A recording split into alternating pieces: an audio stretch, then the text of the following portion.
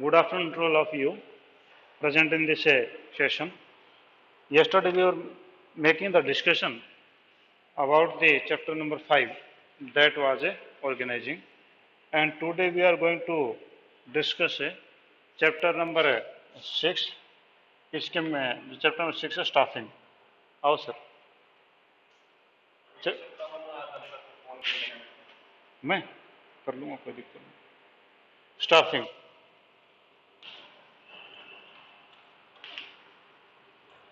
आपका जो है ये चैप्टर नंबर 6 है आपका स्टाफिंग. इसके हमें केस स्टडी जो है वो हम कर लेंगे. हम इसकी केस स्टडी जो है वो हम चल रही है, वो आज हम शुरू करेंगे इसकी केस स्टडी. तो हमने पहले 5 चैप्टर की जो केस स्टडी हम कर चुके हैं. ये छठा चैप्टर इसके हम केस स्टडी हम करेंगे. और आपके सीबीएसई एग्जाम में अब क्या मैक्सिमम इस प्रकार के ही आपको जो देने की कोशिश करेंगे, क्योंकि इसमें क्या होगा कि आप लोग जो है ये ओपन बुक सिस्टम है एक प्रकार से. इसमें आपके केस हैं, ये आपके सामने क्वेश्चन सामने आंसर हैं.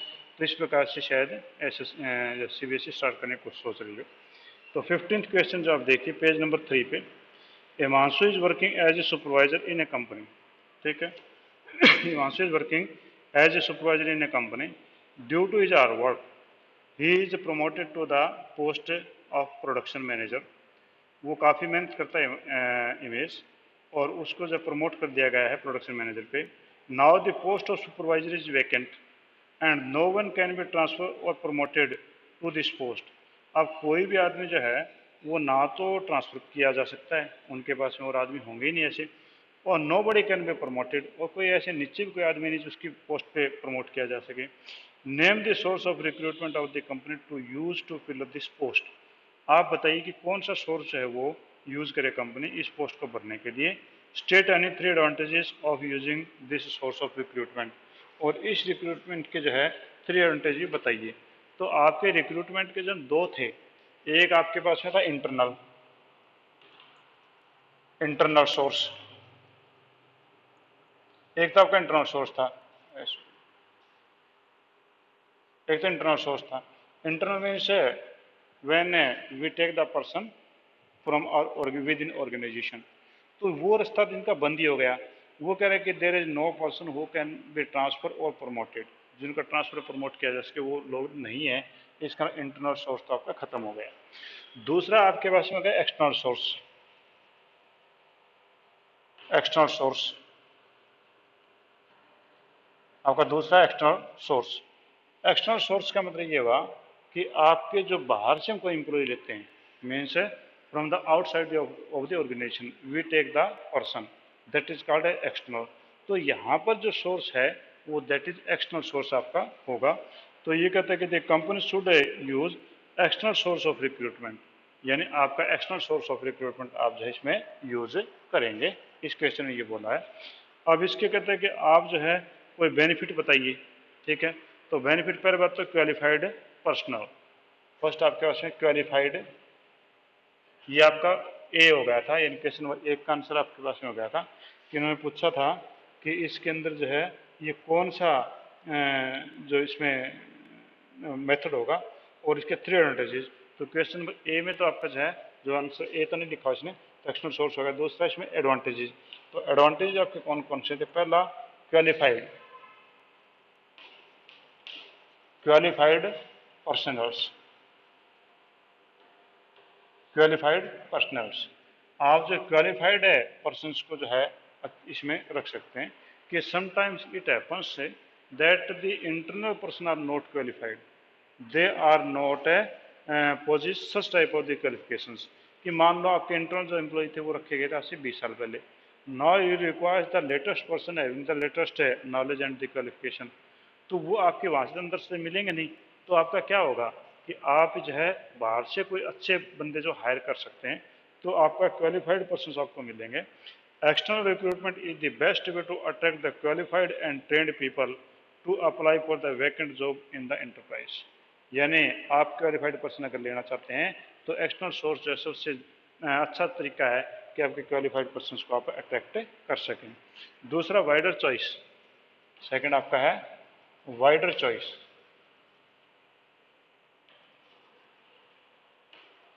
वाइडर चॉइस, आपकी चॉइस जो वाइडर होगी. In internal, the choice was limited, but in external there is a wider choice. कि इंटरनल में तो आपके हो सकते हैं 50 100 200 जो है आपके पर्सनस हों, पर एक्सटर्नल में तो आपके लाखों लोग होते हैं, तो वहाँ पर आपकी चॉइस जो वो ज़्यादा होती है और उसमें आपका न्यू ब्लड जो आपको मिल जाएगा। ठीक है, external recruitment provide wide choice and bring new blood in otherwise, it give the management a wider range of the candidate from choose, कि जो आप उनसे वाइड रेंज में उनको चूज कर सकते हैं, तो ये भी एक इसका फायदा है। थर्ड आपके पास में है that is fresh talent. Fresh talent, आपका जो फ्रेश टैलेंट है वो भी आपके पास ही ज़्यादा आ पाएगा, क्योंकि if you will take the persons from outside the business, naturally you can take the new talent from the market.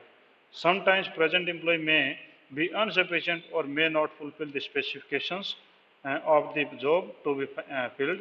External recruitment brings the fresh talent in the enterprise. तो इस आपके प्रेजेंट जो एम्प्लॉय हो सकता है कि वो इतने क्वालिफाइड ना हो, आप फ्रेश टैलेंट लेके आ सकते हैं।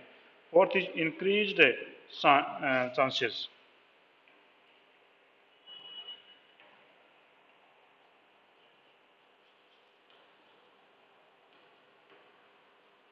इंक्रीज्ड चांसेस कि इसमें आपका जो है in this increase chance the company receive the variety of number of candidate, mean आपके चांस जो है वो कई प्रकार की वैरायटी कैंडिडेट आपको मिल सकते हैं, तो ये भी एक कंपनी को इसका बेनिफिट होता है। और पांचवा, वैसे तीन ही पूछते और बताता हूँ, generation of creative idea. Generation of creative idea,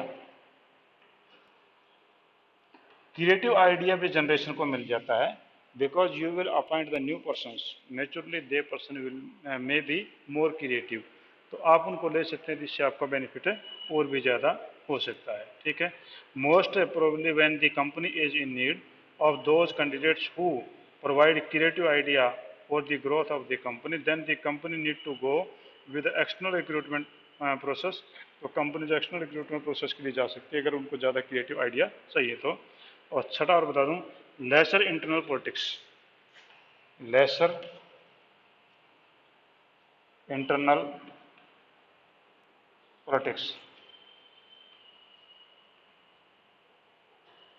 internal politics जब वो भी खत्म हो जाती है, क्योंकि नया बंदा जो आएगा तो वो जो है आपकी पॉलिटिक्स के अंदर नहीं पड़ेगा, तो यहाँ पर पॉसिबिलिटी ये है कि यहाँ पर आपके जो पॉलिटिक्स है वो काफ़ी कम से कम आपकी होगी। ठीक है जी, तो यहाँ पर आपका जो है दो सोर्स थे, इंटरनल सोर्स और एक्सटर्नल सोर्स। इस क्वेश्चन में एक्सटर्नल सोर्स हमारा आंसर है, और एक्सटर्नल सोर्स के जो एडवांटेजेस थे NE3 पूछे थे, तो मैंने आपको NE6 बता दिए हैं। अगर 6 में आए तो 6 में कर सकते हैं और 3 में आए तो 3 में कर सकते हैं। ठीक है जी, any query if you want to ask, कुछ पूछना चाहता पूछ सकते हैं। फोर्थ पॉइंट जो है, ये माइक किसका होना बेटा, थोड़ा डिस्टर्बेंस हो रहा है। इंक्रीज चांस, चांस आपके इंक्रीज हो जाते हैं इसके अंदर, कि आज जो कंपनी जो है उसमें ये देखना चाहती है कि आपके पास में कितने जो नए वैरायटी के कैंडिडेट्स कितने आपके आ सकते हैं जिनके काफ़ी अच्छी नॉलेज है, क्योंकि कंपनी चाहती है कि हमने अगर एम्प्लॉय लेने हैं, if we want to make the appointment, अगर हम अंदर वाले एम्प्लॉय लेंगे तो उनकी नॉलेज का तो हमें पता ही है कि उतने नॉलेज उन लोगों में, अगर हम बाहर से कोई एम्प्लॉय लें तो हम ऐसा सोचेंगे कि हमारा चांस इतना बढ़ जाएगा कि ज़्यादा टैलेंटेड, ज़्यादा जो आप क्रिएटिव बंदे आप लोगों को मिल सकते हैं, तो इससे आपके इंक्रीज चांसेस जो वो इंक्रीज हो जाते हैं, अच्छे लोग आपके पास हैं और भी शामिल हो सकते हैं। वरना जो लोग तो आपके पास में है वो तो है ही, उनमें तो जो आपने बेनिफिट दे रहे हैं वो तो ले ही रहे हैं, इसके अलावा जो एक्स्ट्रा बेनिफिट है तो नेचुरली वो आपको एक्सटर्नल से देंगे तो चांस ज़्यादा होंगे कि एक्स्ट्रा आप लोगों को और अच्छे कोई आदमी मिल जाए। ठीक है, एनी अदर क्वेश्चन प्लीज, कोई और क्वेश्चन। लास्ट पॉइंट है लेसर इंटरनल पॉलिटिक्स। आपकी जो है इंटरनल पॉलिटिक्स होती है ना, क्योंकि जब कई लोग कई साल से एक जगह रहते हैं ना, तो नेचुरली उन लोगों के बीच में कोई ना कोई पॉलिटिक्स स्टार्ट हो जाती है। पॉलिटिक्स स्टार्ट हो जाती है तो जब आप बाहर से कोई लोग लेंगे तो वो 2-3 साल तक तो पॉलिटिक्स में वैसे ही नहीं आएगा, वहाँ जब लोगों के साथ लड़ाई झगड़ा नहीं करेगा, तो उससे आपके ऑर्गेनाइजेशन में शांति बनी रहेगी। ठीक है, ये जो है आपके जो एम्प्लॉय में जो जहाँ पर कंपनी जो और हैं वहाँ पर एक ये राजनीति जो है वो बहुत ही बड़ी गंभीर समस्या होती है, क्योंकि लोगों के विचार आपस में मिलते नहीं, वो एक दूसरे टांगे खींचते रहते हैं। कभी उसकी शिकायत कर दी, कभी उसकी कर दी, कभी जो है आपस में लड़ाई झगड़ा हो गया, कभी कुछ हो गया, कभी कुछ हो गया। तो उससे क्या होगा कि if the person will take part in the politics, आपस के पॉलिटिक्स में, then they will not take the proper care on their workings. Naturally, it is a harmful factor for the organization. क्योंकि वो राजनीति में पड़ेंगे, एक दूसरे को गालियां देने में, एक दूसरे की बुराइयां करने में लगे रहेंगे, तो वो जो है कोई ज़्यादा अच्छा बिजनेस का आउटपुट नहीं दे पाएंगे। तो नया आदमी आएगा तो कुछ दिन तक तो ऑर्गेनाइजेशन समझ ही नहीं पाएगा, और हो सकता है कि न्यू पर्सन जो है वो पॉलिटिक्स ज़्यादा ना करता हो। हम ऐसी कोशिश करेंगे। तो ये था। हाँ जी, और कोई क्वेश्चन पूछना चाह रहे हो आप? हाँ जी, नेक्स्ट में हम आते हैं 16th क्वेश्चन पे। A newly appointed personnel manager is the view that there is no need of training the workers. Do you agree with this statement? Give the reason in support your answer. कहता है कि एक नया हमने manager appoint किया है और वो कहता है कि आपका जो है ना वर्कर की ट्रेनिंग देने की कोई जरूरत नहीं है, यानी वर्कर्स को ट्रेन करने की कोई जरूरत नहीं है, यानी he is treating training as an expense. ठीक है, एज एन एसेट उसको ट्रीट नहीं कर रहा, बल्कि वो सोच रहा है कि ट्रेनिंग जो है it is waste of the resources, ये रिसोर्सेज का वेस्ट करने का तरीका ही है। तो क्या आप लोग इस बात से एग्री करते हैं कि ट्रेनिंग नहीं होनी चाहिए? देखो, ये तो एग्री कभी भी नहीं किया जा सकता कि ट्रेनिंग नहीं होनी चाहिए, कि तो आप कहेंगे कि no I am not agree with it, कि नहीं मैं जैसे एग्री नहीं हूँ। ठीक है, क्योंकि प्रॉपर ट्रेनिंग जो है वर्कर्स को जरूरी है। तो आपका जो पहला आंसर था no I am not agree.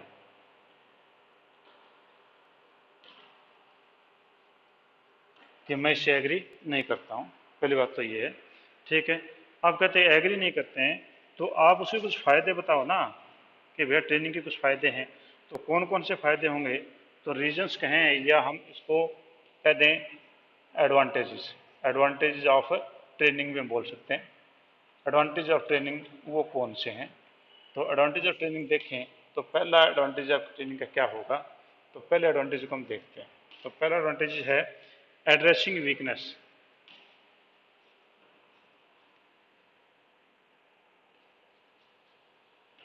Addressing weakness,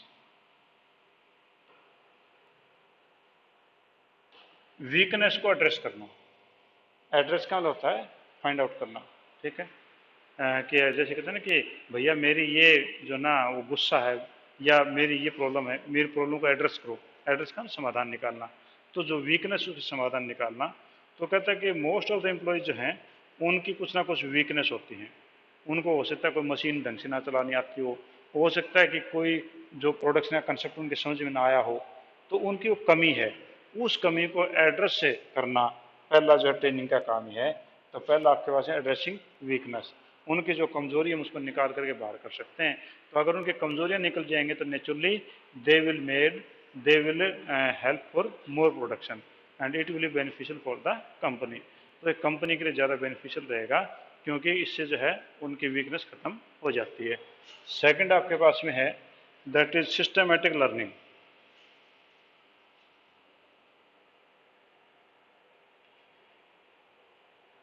systematic learning,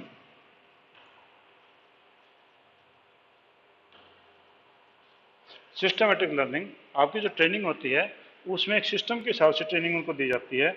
उनकी लर्निंग है या उनकी जो नॉलेज है या उनकी स्किल है, वो एक प्रकार से हम अच्छे तरीके से उनको लर्निंग उससे करवाते हैं, सिस्टम के हिसाब से करवाते हैं।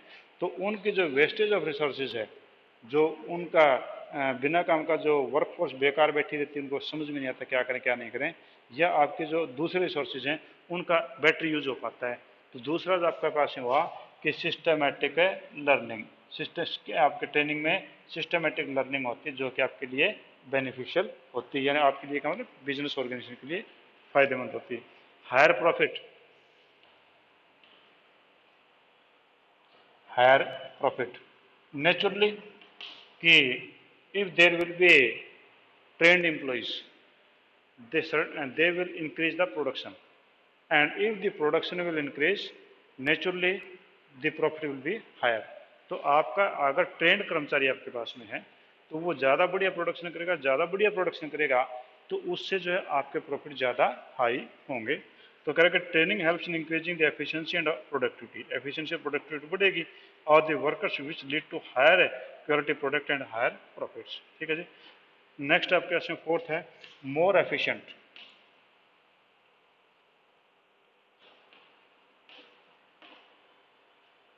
मोर एफिशिएंट कि training makes the employees more efficient, जितना ट्रेनिंग उसको मिलेगी तो वो और भी ज़्यादा एफिशिएंट होता है और वो ज़्यादा टेक्निकल होता है और इससे वो बड़ी से बड़ी मशीनों को इजीली हैंडल करेगा और इस प्रकार से आपके एक्सीडेंट्स कम से कम होंगे। यानी अगर बंदा एफिशिएंट होगा तो naturally it will lead less accidents, उससे एक्सीडेंट होने की संभावना कम होगी। ठीक है, तो उससे वो ज़्यादा एफिशिएंट हो जाएगा अगर हम उसको ट्रेनिंग दिलाएंगे तो। Next is increase moral of employees, increase moral of employees. आपके एम्प्लॉय हैं उनका मोरल भी जो है वो हाई हो जाता है, because if the person who get the training he is confident in every matter that I can operate machine easily, I can make the production easily, I am efficient person, तो naturally उसका moral जो है वो काफ़ी ज़्यादा high हो जाता है। तो ये भी इसका फ़ायदा है। और दो तीन एक पॉइंट और मैं वैसे बताता हूँ। Increase job satisfaction and moral among the employees, job satisfaction भी नेचुरली उन लोगों का बढ़ जाता है, क्योंकि क्वेश्चन इतना ज़्यादा पॉइंट है जो लिखने की जरूरत नहीं है। तो वैसे फिर मेरे पास पॉइंट बता देता हूँ कि आपके जो एम्प्लॉयज़ हैं उनका मोरल हाई होता है और उनका सेटिस्फेक्शन भी ज़्यादा बढ़िया होता है। Increase capacity to adopt new technology and method, नई टेक्नोलॉजी और मेथड को जो वो अडॉप्ट करने के लिए लोग तैयार रहेंगे। Increase innovation in strategy and product, innovation भी वो ज़्यादा करेंगे और प्रोडक्ट के लिए। तो ये इसके बेनिफिट आपके पास में हैं।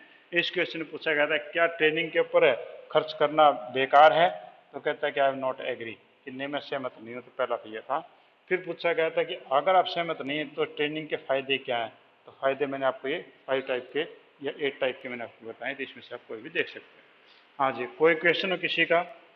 Any query please ask.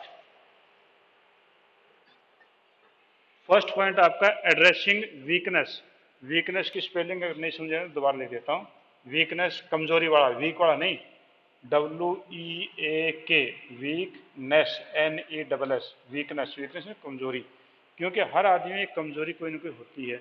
जो आपके वर्कर हैं उन वर्कर्स में कोई ना कोई कमजोरी हो सकता है मशीन चलाना ना जानते हो सकता है कि उनको प्रोडक्शन की क्वालिटी के बारे में ज़्यादा पता ना हो, तो उनकी जो कमजोरी है वो बता तो पाते नहीं, बेचारे अनपढ़ लोग हैं। तो अगर हम उनकी ट्रेनिंग करवाएंगे तो एड्रेसिंग होता है सोल्यूशन करना, अगर हम उनके सोल्यूशन करवाएंगे तो वो उनकी वीकनेस वो खत्म हो जाएगी, तो वो हमारे लिए फायदेमंद होगा। ठीक है जी, और कोई पॉइंट? हाँ जी, चलो हम नेक्स्ट पे चलते हैं। तो हमारा जो 17th क्वेश्चन पे हम आते हैं। ठीक है, mister Naresh recently completed his MBA from an Indian institute in human resource management. Naresh ने जो है MBA किया है ह्यूमन रिसोर्स मैनेजमेंट से। He has been appointed as human resource manager in a truck manufacturing company, और ट्रक मैन्युफैक्चरिंग कंपनी में वो appoint हो गया। The company has 1500 employee and has an expansion plan in the hand of may require additional 500 persons for various type of job, कि 1500 कर्मचारी तो उनके पास में ऑलरेडी हैं और वो अपना एक्सपेंशन करने जा रही है, तो उनको 500 एम्प्लॉयज और एक्स्ट्रा चाहिएंगे। Mister Naresh has been given a complete charge of company human resource department, कि मिस्टर नरेश को जो है कंपनी ने पूरा HRM का जो वो हेड बना दिया है, यानी पूरी उसको पावर दे दी गई है। List out the specialized activities that Mr. Naresh is supposed to perform as human resource management manager। ये इसमें कहने का ये हुआ कि आपके ह्यूमन रिसोर्स मैनेजर है उसकी वर्किंग पूछी इसमें, कि जब नरेश को लगा दिया गया है फुल उसको ये अथॉरिटी दे दी गई है HRM की, तो कहता है कि उसके फंक्शन कौन से होंगे HRM के। ठीक है, ह्यूमन रिसोर्स मैनेजर के फंक्शन कौन से होंगे, तो ये इसके बारे में आपसे पूछना चाह रहा है। तो आप बुक में देखें तो कौन कौन से हैं तो वो आपको पता चल जाएगा। तो mister Naresh human resource manager के रूप में है, तो उसकी ड्यूटीज एज HR, ठीक है, या उसके जो वर्क कहें तो हम कहें ड्यूटीज ऑफ HR मैनेजर। तो आपके जो HR मैनेजर है उसकी ड्यूटीज कौन सी हैं, तो हम इसको यहाँ पर डिस्कस करेंगे। तो पहला तो है training and development of employees for efficient performance. पहला आपका training and development, training and development, training and development of employees, employees for efficiency, efficient working, efficient working के लिए उनकी ट्रेनिंग देना। क्योंकि HRM का काम ही क्या है, HRM का सबसे पहले मेन जो है हमारा ट्रेनिंग और डेवलपमेंट के ऊपर ज़्यादा ध्यान देना होता है। तो आपका नरेश जो है उसके पहला फॉरमोस्ट फंक्शन ये है कि he should get the employees trend, he must get them trend and development, उनका ट्रेनिंग और डेवलपमेंट का वो अरेंज करे ताकि वो जो है आगे ऑर्गेनाइजेशन में काम दे सकें। Second, maintain labour relation, maintain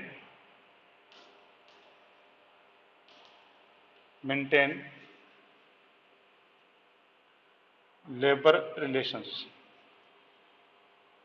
आपके जो लेबर रिलेशंस हैं, यानी उनका ट्रेड यूनियन की कह दें बात, trade unions.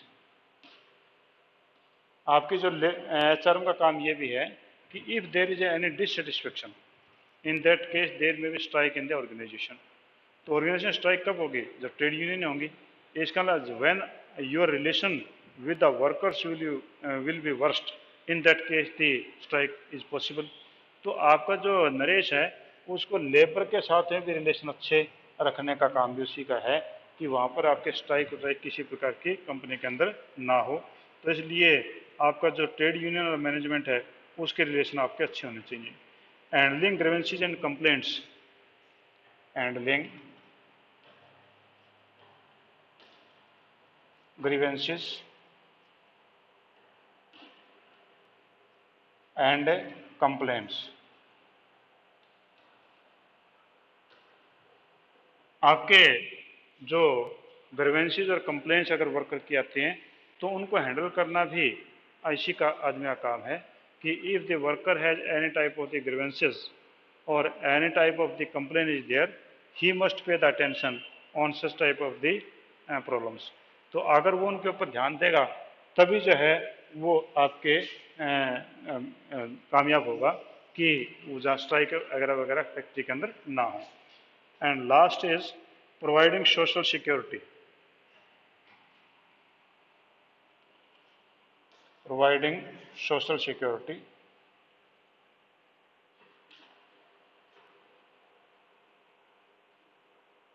Providing social security and welfare. Social security और वेलफेयर है वो भी देना। सोशल सिक्योरिटी का मतलब है उन लोगों को जो है जो आपके अलाउंसेस हैं, आपके मेडिकल के हो गए, बच्चों की फीस हो गई, ठीक है, या उनके आफ्टर रिटायरमेंट बेनिफिट हो गई, वो उन लोगों को देना, वो भी जैसी आदमी का काम होता है।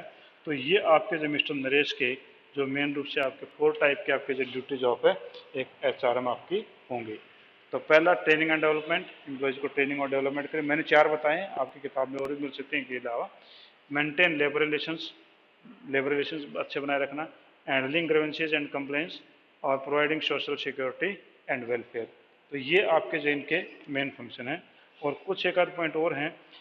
10 दे the workers which is open है decidedly administrative in nature, involve, इसी कोई जरूरत नहीं है, इतने काफ़ी आपके फंक्शन ही पूछे गए थे तो फंक्शंस मैंने आपको बता दिए हैं। ठीक है जी, कोई प्रॉब्लम है तो आप पूछिए मेरे से। एनी प्रॉब्लम, इन पॉइंटों में आपको कोई प्रॉब्लम दिखाई देती है तो आप मेरे से पूछ सकते हैं। ठीक है, तो आज जो है आपका शायद फिजिकल एजुकेशन का UT होगा, तो आपके कंसर्न टीचर को ही आपने वापस भेजने हैं उन्हीं के पर्सनल व्हाट्सएप के ऊपर।